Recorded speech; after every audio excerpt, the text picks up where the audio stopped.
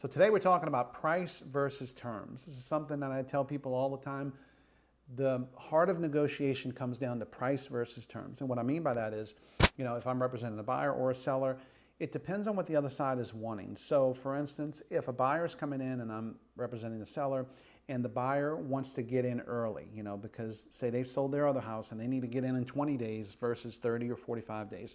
There's all kinds of ways we can do that. They can come in, they can do a rent back, things of that nature, but you have a little bit of an advantage. So you're giving them their terms. Now you need to get your price. They can't expect you to say, hey, I want to move in early and I want this, that, two other things. And I also want $50,000 off the price. That doesn't work. They've got to be able to give you your price in order for you to give them their terms. Same thing the other way. Let's say you got to get out of there and you got to move quickly.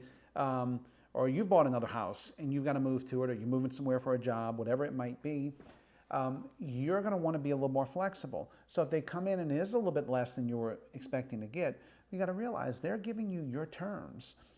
You're setting the terms out to what you need to happen. Therefore, there is a cost for that. It's going to cost you. So you might have to go 10,000 less or 8,000 less, but if you can make the deal happen, and it can get you what you want, sometimes that's the best way.